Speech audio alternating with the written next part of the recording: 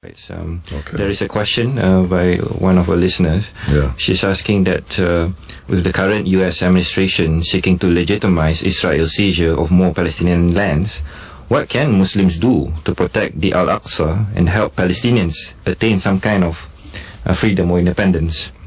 Would you say a boycotting, or they have a movement, in fact, a boycott, divestment and sanction movement to against Israel? Would you say this is one of the strategic moves forward for the Muslims? No, I don't think so. I don't think a boycott or sanctions is a good thing in the first place. But with regard to the question of how do we protect Masjid al-Aqsa, is that the question? Yes, that's right.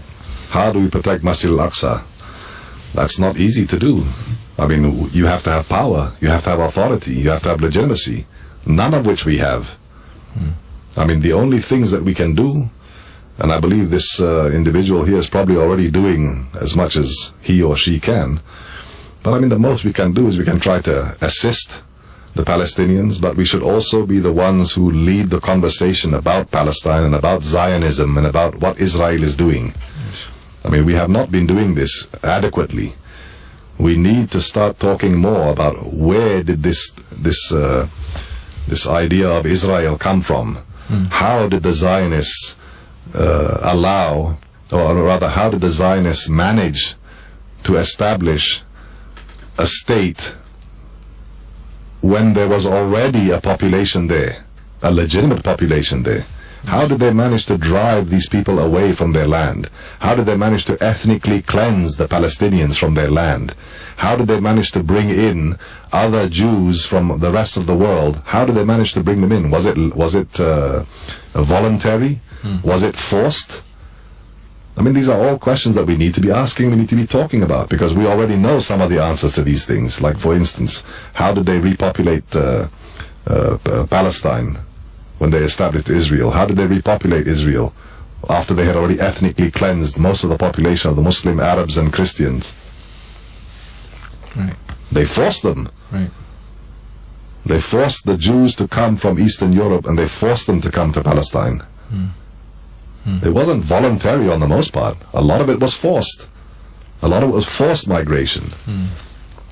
But wasn't there the idea of going back to their homeland, the Jewish homeland? Oh, I mean, look, Benjamin Netanyahu has said at the AIPAC convention, he was trying to say that the Muslims have corrupted the narrative of Israel, and that Israel and the Jews have always been there in Palestine. But we are not denying that. The Jews have always been there, but so have the Arabs and the Christians. So have the Arab Muslims and the Christians. They've all been there. Like I said before, when they first came to look at Palestine as what they would think, I suppose, to be a viable place for their homeland, at the time there were 96% of the population were Arab Muslims and Christians. Only 4% were Jews. In addition to that, 99% of the land was owned by the Arab Muslims and Christians. Only 1% of the land was owned by the Jews. So how is it that by 1948 and today, the population all of a sudden has become 70% Israeli and 30% Arab, Muslim, and Christian? Right. Where did the rest go? This is what one of the Zionists was asking in the United Nations. He was asking the Arabs who were condemning Israel for their actions against the Palestinians, and he was saying, "Where are your Jews? Where are your Jews?" He was asking the Iraqis, he was asking the Syrians, he was asking the Yemenis, X amount of Jews living in your country now, where are they? Well, I mean, why didn't the Muslims answer? Why didn't the Muslims say it's all because of you? You are the ones who have been forcing them to leave our lands and come back to Israel to repopulate the place.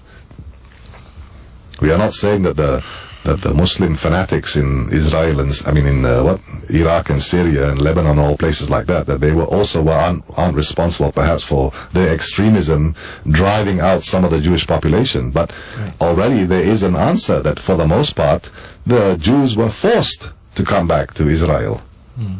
So that's our answer. And as far as Benjamin Netanyahu is concerned, we are not skewing anything or corrupting anything about the history of Israel. It's already very clear. We have a lot of the sources are from the Jewish sources as well. We know where the idea of Israel comes from. We're not disputing the fact that the Jews already lived in Palestine before. Yes, we are admitting they are from Palestine, but You, Benjamin Netanyahu, you are claiming as if the Jews have always been there, the Jews and nobody else. That's nonsense. But remember what I said before on the last show, that our enemy is not the Jewish people. Our enemy is the Zionists. The Zionists are the ones who are the enemy, not the Jewish people. I mean, after all, if we are descendants of the Prophet Ibrahim as Muslims, so are they. Yes. Isn't it? Our fight is not with them, it's with the Zionists. These are the ones who are the problem. It's just like today when we talk about the enemy of the Muslims is amongst the Muslims themselves are people like the ISIS and things like this. But even then, I don't believe that ISIS is controlled by the Muslim. I think it's controlled by the Zionists. Yes. And the Americans are ultimately. Right. But America is also controlled by Zionism. So would you say there is a deliberate attempt to cause chaos in Muslim countries? Of course there's a deliberate attempt. There's always been the deliberate attempt. Divide and conquer, divide and rule. Right. That's the policy.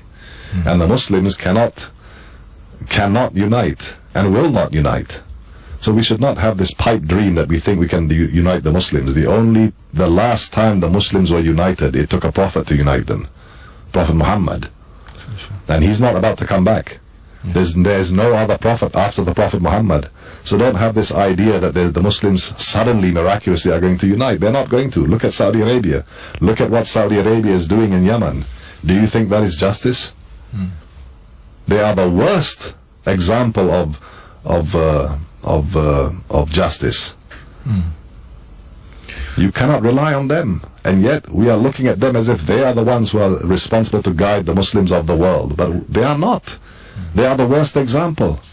Look at what they are doing in Yemen. Look at what they are doing in Syria. Look at what they are doing in Iraq. They have their hand everywhere to cause trouble. Why must you kill your own brother? Why must you kill your own Muslim brethren? This is very bad. It is not Islamic.